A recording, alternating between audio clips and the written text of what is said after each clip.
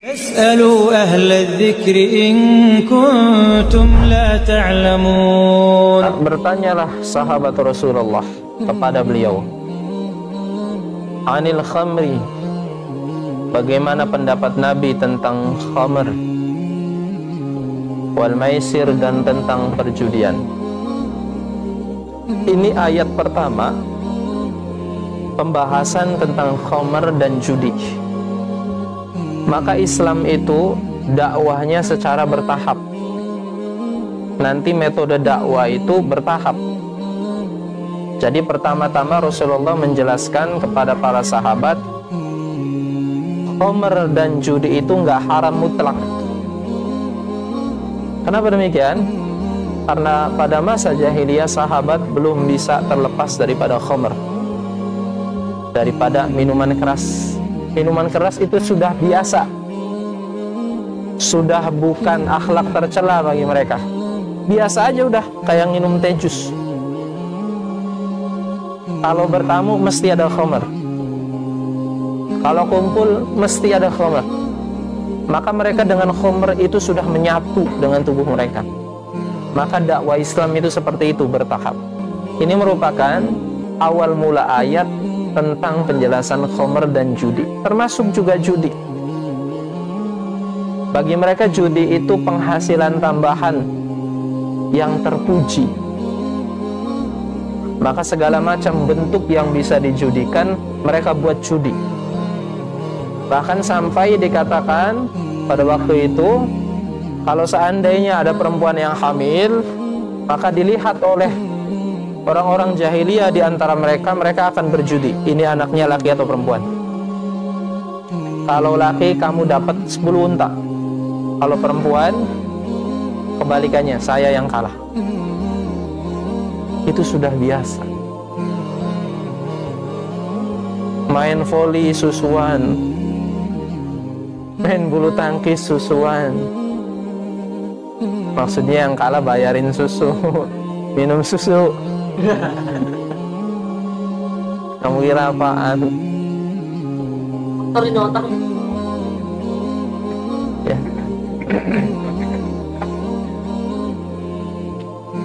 Maka sahabat setelah hijrah memeluk agama Islam, beriman kepada Rasulullah, mereka membimbangkan keadaan mereka.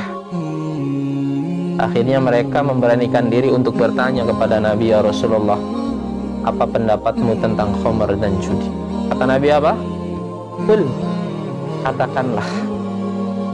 Allah memberikan wahyu kepada Rasulullah, ya Rasulullah, katakanlah, fihima, di dalam keduanya, antara khamr dan judi, ismun kabirun, ada dosa yang besar.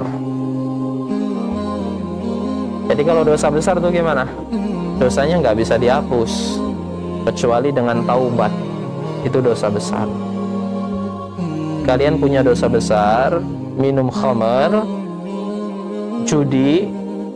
Meskipun kalian sholat setiap hari, nggak melaksanakan judi dan khamr lagi, tapi kalian belum taubat, belum minta ampun dengan dosa yang kalian perbuat, maka selama kalian belum bertaubat, dosanya tidak diampuni. Maka dianjurkan bagi kalian sholat taubat atau istighfar banyak-banyaknya, curhat dengan Allah di masa lalu. Ya Allah, saya punya dosa besar, pacaran, astagfirullah,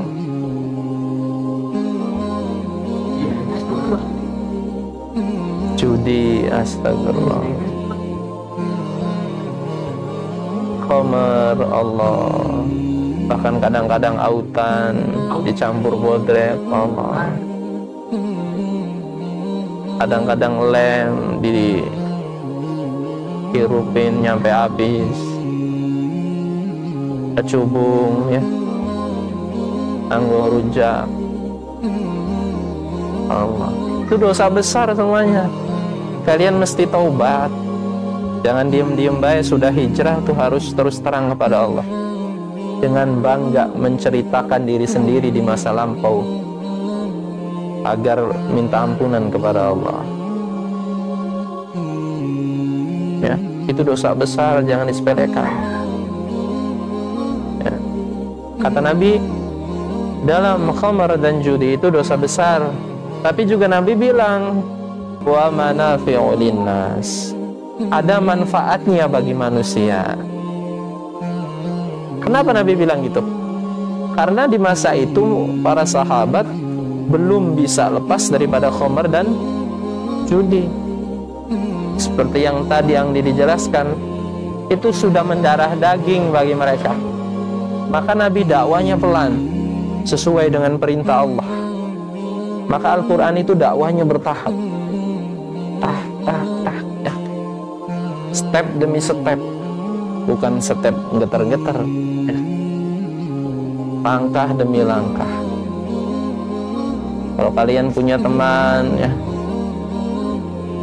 masih suka khamar, minum arak, gepeng, ya, anggur, vodka, ya, apalagi yang Rudi?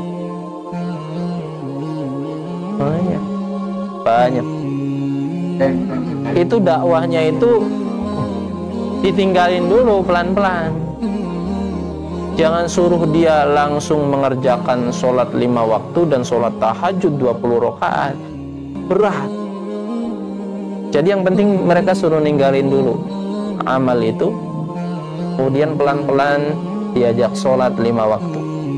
Setelah mereka istiqomah sholat wajib, baru ditambah amalan sunnah. Itu dakwahnya tuh gitu, pelan-pelan, tanpa menyakiti hati mereka. Itu merupakan salah satu ciri dakwah Ahlus Sunnah wal Jamaah. Ya, jadi nggak mesti langsung bilang, "Hei kamu, judi ya, neraka."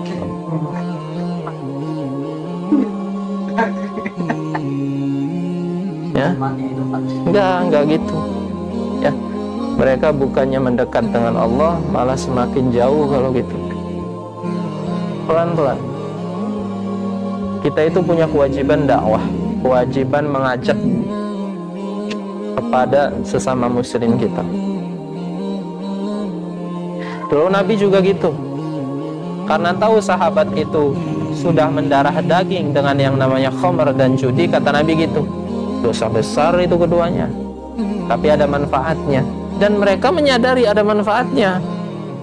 Kalau yang suka mabuk itu kadang-kadang ngerasa ada manfaatnya, benar nggak? Kita mah buat ngilangin capek doang. Kita mah biar nggak stres doang dikit. Iya kan? Ini ada manfaatnya, maksudnya bagi siapa? Bagi mereka yang suka dengan khamr dan judi. Tapi kalau sudah lepas, itsmun kabir, dosa besar.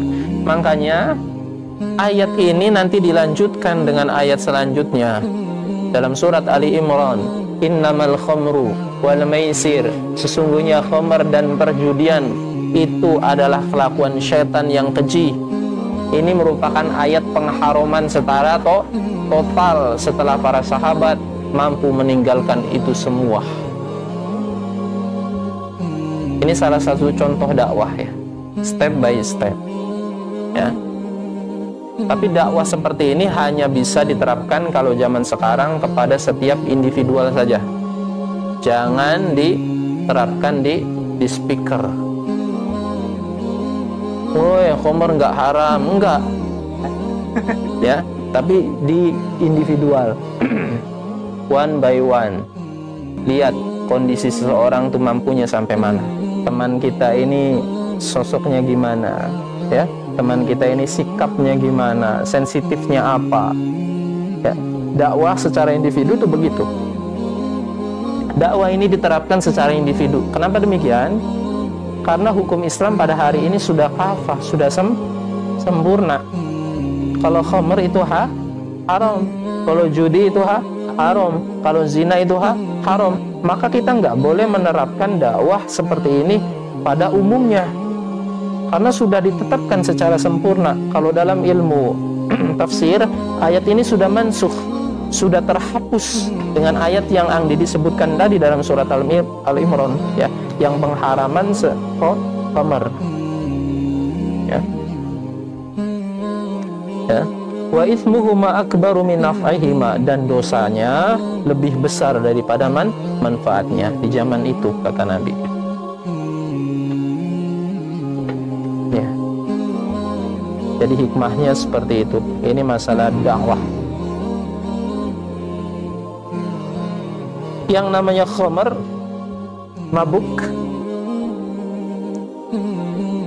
ini awal ayatnya menyebutkan tentang minuman khamar itu ya. Tapi dikiaskan oleh para alim ulama, bukan hanya sekedar khamar saja yang haram, tapi segala bentuk yang memabukkan itu juga haram. Hati-hati.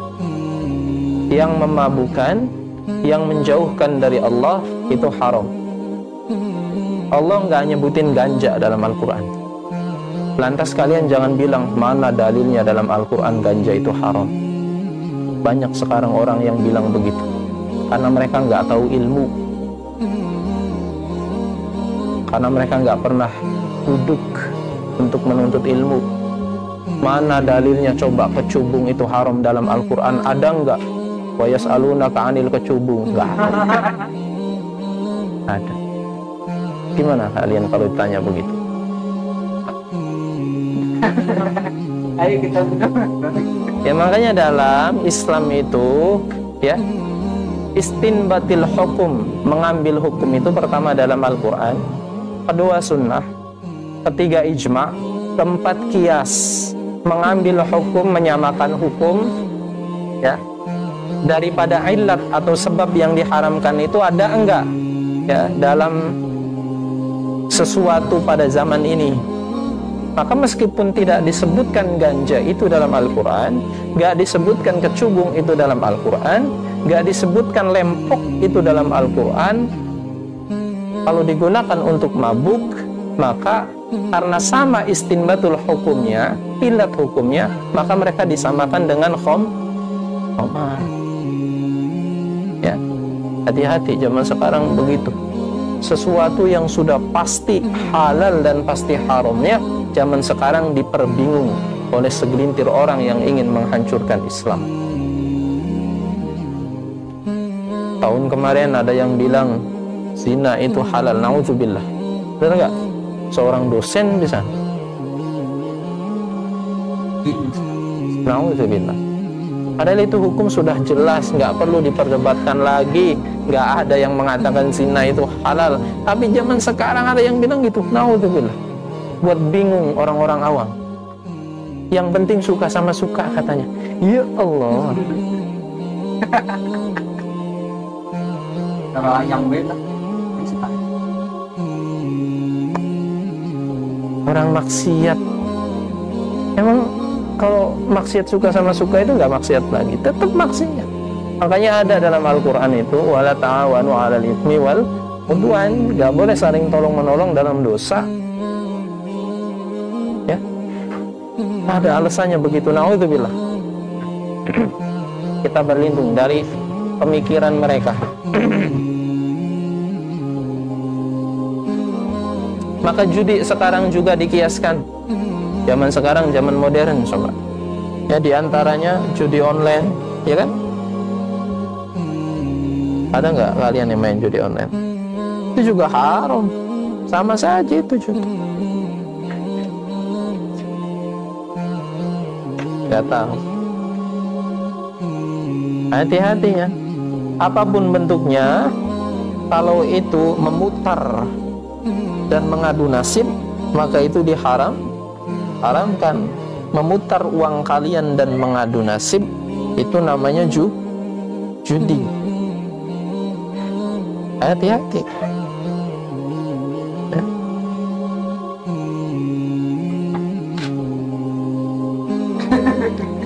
Dan hati-hati dalam olahraga juga. Kadang-kadang itu nggak terlepas dari judi. Maka hindari judi dalam olahraga aja.